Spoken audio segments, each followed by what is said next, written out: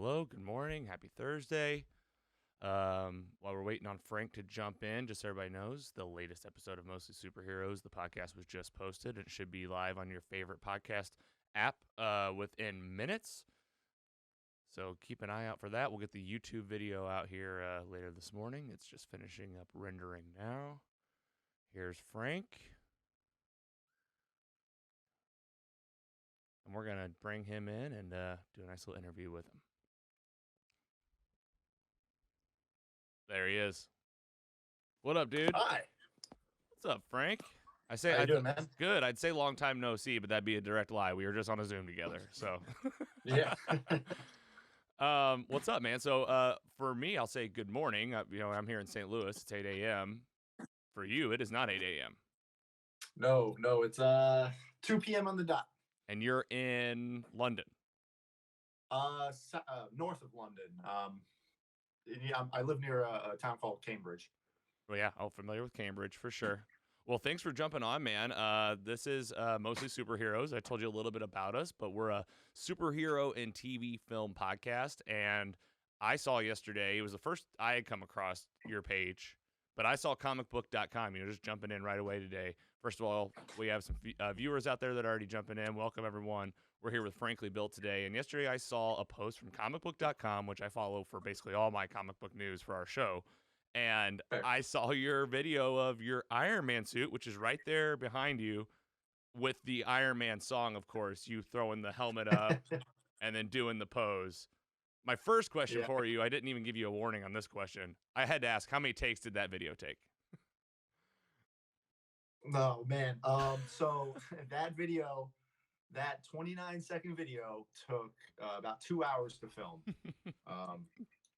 Because TikTok's software on their phone is trash, and it's hard to actually get good record and everything. But what took longer was the helmet, the toss up, the toss up. Yeah, that's what actually ended up taking the longest, and just getting it to fall right in front of my face. It would turn, it would spin, it wouldn't land right. And a lot of people kept asking me, "Oh, I would have loved to see the dive, like the catch." But I had pillows all on the ground, so I had to, because I tried that. I tried to throw it up and then catch it. It didn't look natural. So I'm like, I have to let this thing hit the ground. So what I did is I filled the helmet with foam. I taped it all shut, and then I put pillows on the ground. It worked just fine, actually. It was really surprising how well it actually ended up going off. That's great. I love that. And then everything else went wrong after that. So I got in the suit. My phone started to die on the tripod. Then I tried to plug in my phone charger, but I can't grab things in the gloves. But then the charger fell on the ground. I can't bend over. My wife is asleep downstairs, so I can't make too much noise. So I'm trying to find something in the room to pick up that sword that's on the wall right there. I had to grab that off the wall, use that to kind of scoop up the charger. It was a nightmare. But I can tell you, as a home video podcast producer, and my fiance is always upstairs when I'm doing my stuff, I know exactly what you're talking about, the troubles of home production and the hacks that we do ourselves to get these videos out. Man, let me tell you, dude, it was crazy. It was definitely fun. The initial toss and catch, that was probably about 30 takes, but honestly, after I got the suit on, maybe 5, until I was happy with just the motions and everything working and moving with the finger controls and getting it to look natural. But it was fun. I definitely have more questions on the suit. I want to focus on that. But before we do that, I thought it'd be cool to open up with something personal about you.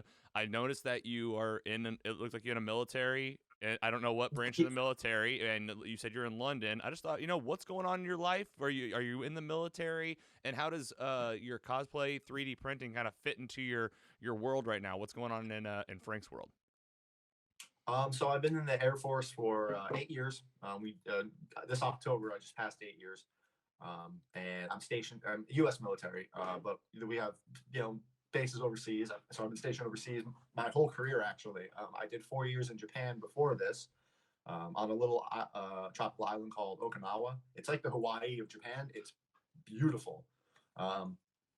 And that's where I got a little bit more immersed in the weeb culture. I was a nerd growing up my whole life, Gundam, anime, all of that. And I got really more into it there in Japan. You've seen some of my videos. I have dozens of Gundam models sitting over here, and it's just I like building. I've always liked building and stuff. I'm a jet engine mechanic in the Air Force. Like I like working with my hands, you know. Mm-hmm. And I came over here. That was my first experience with Comic Con. Was actually back in Japan. I went to a Comic Con there that was held on base, and it was fun. So I did the Comic Con here in London, MCM Comic Con. Loved it. Went 2 years in a row here, and then Endgame came out, and I was like, I want to make an Iron Man suit. You know, like let's do this. You know, and that was it. It was the catalyst. It was everything in my life kind of had felt like built up to that. I'm a car guy, so I again mechanic working with my hands. Um, and it's all these little skills I think have just built up to being able to make this in one way or another. And the two don't really correlate. A lot of people have made that joke. They'll find out like I'm a jet engine mechanic, and they're like, "Oh, that makes sense." I'm like, "Does it?" Because it doesn't. Yeah, it makes sense for you because you're like, oh, this guy's like Iron Man. That's what I first thought.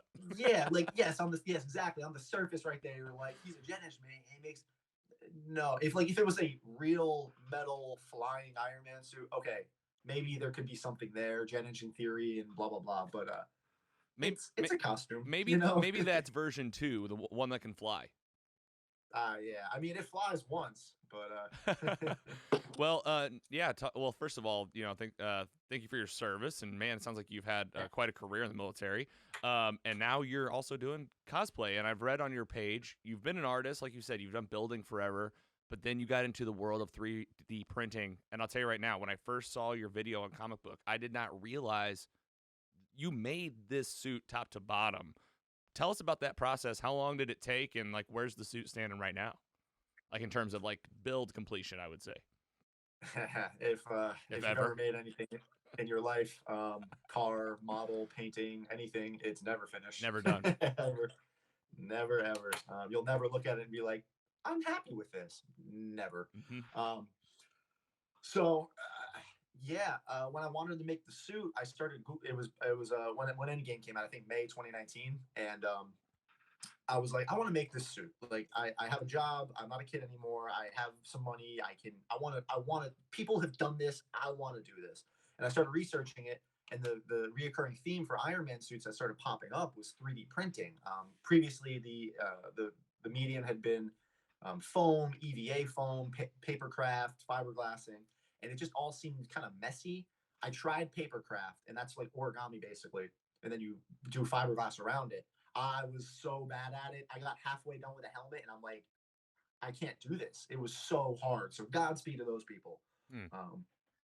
So I 3D printed started popping up, and I'm like, isn't that expensive as hell? And they're like, and so all the research was pointing to this one printer. It was called a Creality CR10S, and it was about $450. And I'm like, that's like a game console. That's affordable. That's a okay, cool. I feel like that's too. I feel like that's like $150 more than just like a regular printer paper.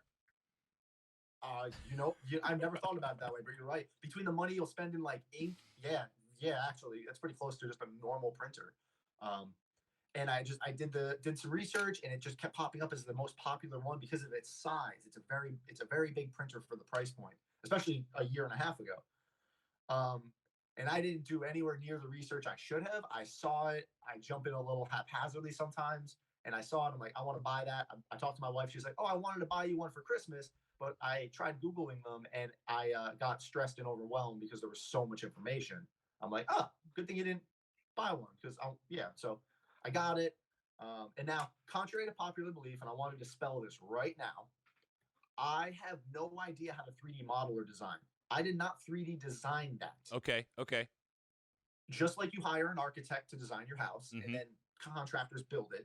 And anybody who's familiar with the cosplay scene knows you can get templates for your EVA foam suits. You can get Pepakura templates. You get the template, but then it is up to you to then bring it to the real. The same thing applies to 3D printing Iron Man suits, Batman suits, Spider-Man, Wonder, all of that. There are websites with people way smarter than me who are paid to design these things. The website I got this off of was do3d.com, do3d.com. And the files for the suit were about $150 at the time. Mm. At their peak, they were 200 because Endgame was hot. You know, oh my God, we can charge a lot for it. But you can get suits for $50. There are websites that give out free suits. So it was one less thing I had to learn. And if there's somebody looking to get into it, that's one less thing you have to learn. Half of the props that are sitting behind me, that broken Captain America shield, the other shields that are over here, some of those are free. You can just go and download those files, and that's it. That work is done. Because there's people who just model stuff for fun. They put it out on the internet, or they want to charge for the service, depending on the quality. And quality will vary, absolutely. Right now, in the realm, you get what you pay for the most part. And I got the files, and I started trying to figure out how to use the printer, which is its whole own learning curve.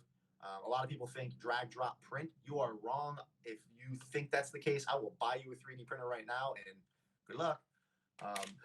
Yeah, and I see some people in the chat that apparently speak your language, saying they would kill for this printer. They know what you're talking about, but I also appreciate you giving some background into, like, this is not, it's like anything, right? It's never as easy as you think. There's more to it. And also you giving props to, like, the people designing these templates. Those people, and my fiance is a designer. You know, she did our website and brand. Like, designer, that's where the talent is. We know that, right?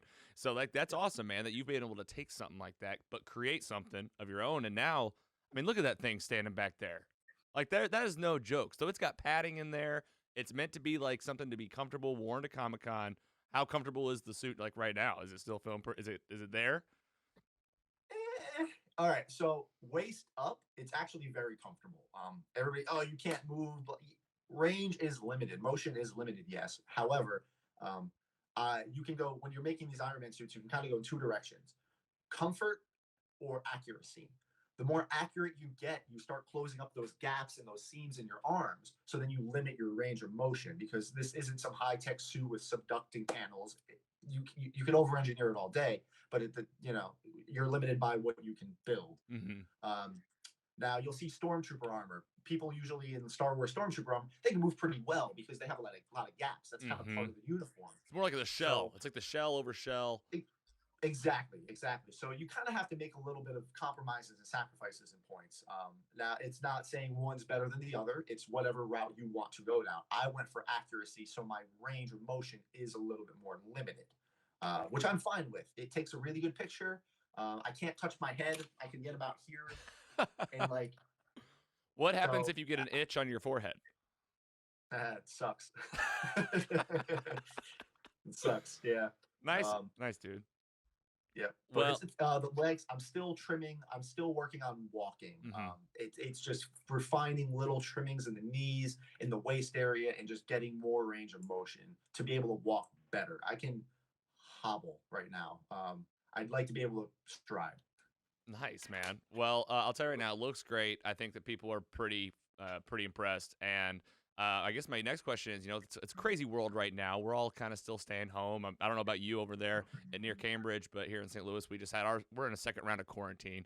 You got any big plans to get the suit out anywhere in the next few months? And then my follow-up to that is, what's your next big project after the Iron Man suit? Because surely after getting this kind of traction, I know how this works. It's like, okay, well, now I got like 100 ideas. Yeah. So we're actually in our second round of quarantine over here in England too. They're pretty much, they pretty closely follow America with rules. It's about the same. So we're still on lockdown. It's like half measures right now. A lot of public and social things are closed, but schools are still open, and that's all going on. So I made the suit, and my deadline was MCM Comic-Con London, May 2020. And then COVID happened, February-ish, and everybody was like, "Oh, is it canceled? Is it can't?" I had tickets, I had a hotel, it was all ready to go, and it got canceled. So I wanted to go to Comic-Con events. That was the 50 of the 50. The other reason I made it, and it's I'm not trying to tug on anybody's heartstrings, and I'll keep it brief, but my dad got me into this. My dad was the one who got me into Marvel. He took me to see the first Iron Man, and I was hooked ever since. He knew the comics, I knew the movies, so anytime a new movie would come out, we'd go and see it together, and we'd compare notes. Oh, this is Captain America. Well, in the comics, they did this. And so it was always fun. And then I started building the suit after Endgame, and I was kind of excited to show him. And it was mostly of just a selfish thing. I wanted my own Iron Man suit, like I want this. Um, I started in September. He passed away in October while I was making it. So I never got to like show him like, hey, it's done. And being in the hospital with him in those kind of final days, it was like a reminder or a wake up call, I guess, because I'd never really gone through that in particular. That like I get to leave the hospital, he didn't, and neither did a lot of other people. So what I started doing with it was actually I wanted to go to hospitals, I wanted to go to charities, but COVID, you can't. So what I've been doing on the side is Zoom calls, video calls and chats with classroom students, kids, really anybody who reaches out. I pretty much said yes to. Um, so that's just it, how much these kids geek out when they like Iron Man pops up on their screen. Like it is just so much fun. I've done some appearances in like special needs classes, Zoom calls, and like the kids just like it is it is the most adorable thing watching them react to that. And so that's what I've been trying to do on the side. And once restrictions let up and the virus is gone, I would love to go to hospitals. I would love to go to do that type of stuff. Yeah. And I still want to go to a Comic Con. I'm going to say it's 50-50. Well, Like, yeah, it's you for still well, me, and you still want to do the fun stuff. But man, let me just say, thank you for sharing that and putting your heart in a sleeve. I'm very sorry for your loss, and what a powerful story, man. I can just tell you got a good heart, and I hope that even like a video like this, I'm gonna give this to you. You can send this out. I want people to see you, and I would love for you to bring some joy into some kids' lives out there because I totally agree with you. And the world needs a lot of hope right now. It needs a lot of positivity, and it seems like that's what you're bringing to the table, dude. So kudos to you and all your work and what you've done. I think your dad would be very proud of everything you have going here, and it sounds like you got a good fan base and a good following that's cheering you along. Thanks, man. Yeah, it's been interesting. Um, it's been definitely a crazy ride, and I mean, I still have like my mom, my sister, and like the rest, most of my family, and they've been just as supportive, and they all agree, and they're all just real happy about it, and so it's been pretty nice.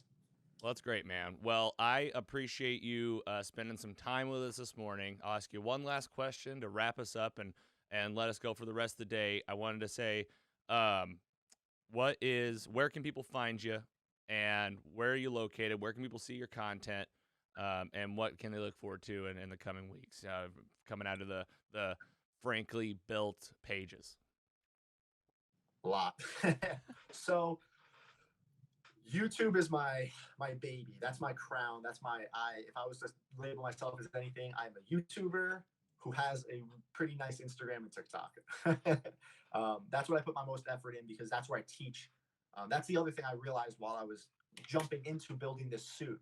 When I started about a year and a half ago, there wasn't a lot of media about 3D printing Iron Man suits. Everybody was talking about it. Some people were doing it, but nobody was documenting it. So that's why my YouTube even blew up and my Instagram and all that took off because I was sharing it. I was everything. I started with a little dinky little GoPro Hero. This thing I still have it. Little GoPro Hero 3 right here. Yep, This started everything on my YouTube. That's what started this podcast. Was literally a GoPro camera that size, far away in my basement, looked like shit.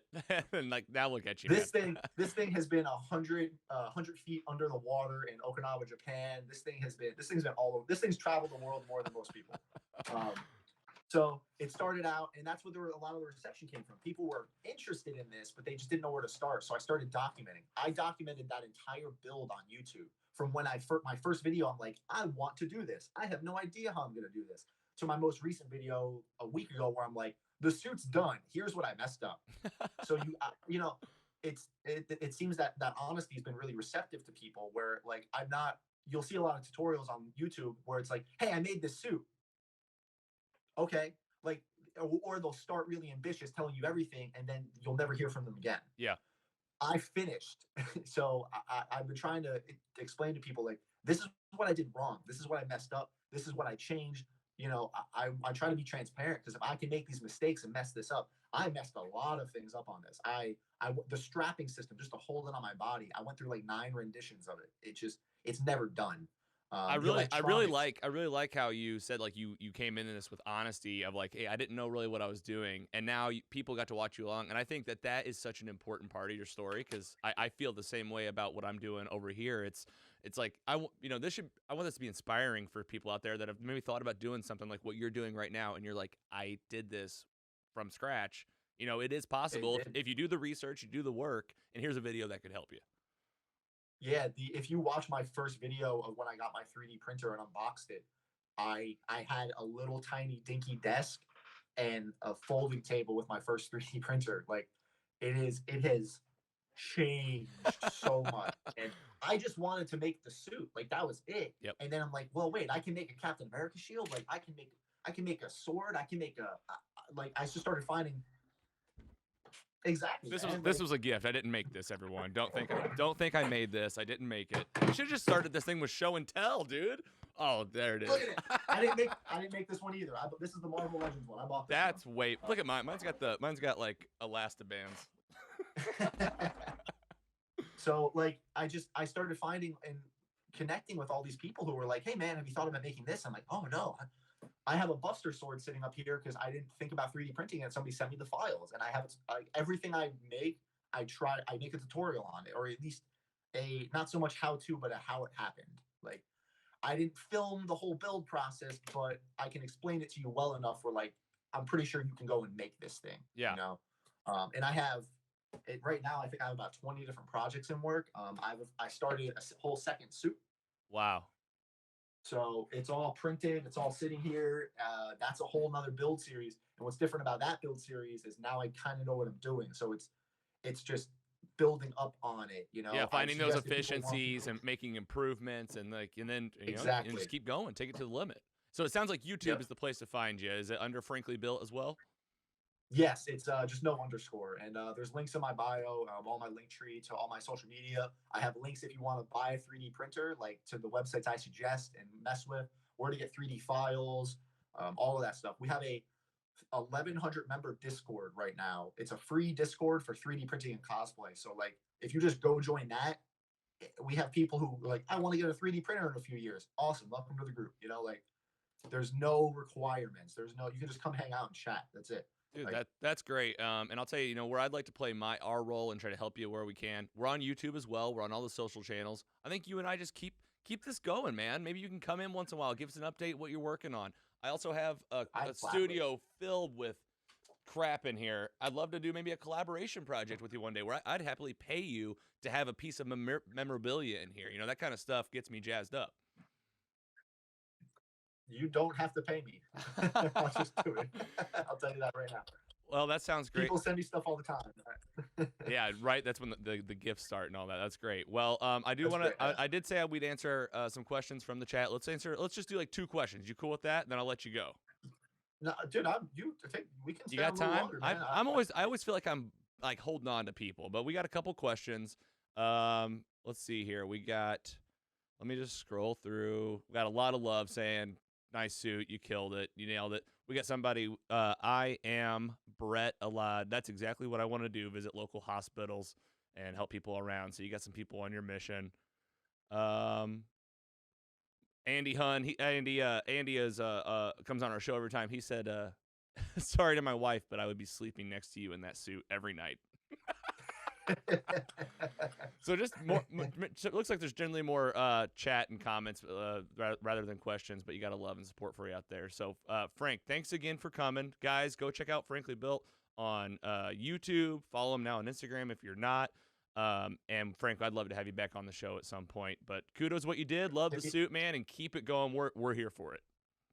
Thank you, man. I appreciate that a lot. And yeah, hit me up whenever. I if I can show even if one person watched this and they're like, I want to try that, worth it. Like that's it. Yeah, I'm there with you, and I'm in the beginning of days of this, but we're I'm in the same boat as you. Just like, where are we going? Let's make it better than what it is, and the way we can do that is, you and I obviously have a lot of crossover in content. MCU is my favorite movie genre, so it sounds like we have a lot to talk about in that regard. About 17 of us actually went and watched Endgame in theaters in full costume.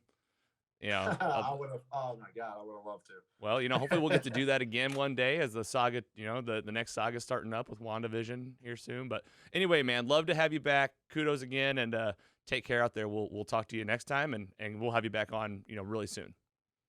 Awesome. Thank you, man. You have a good day. Same to you, man. See ya.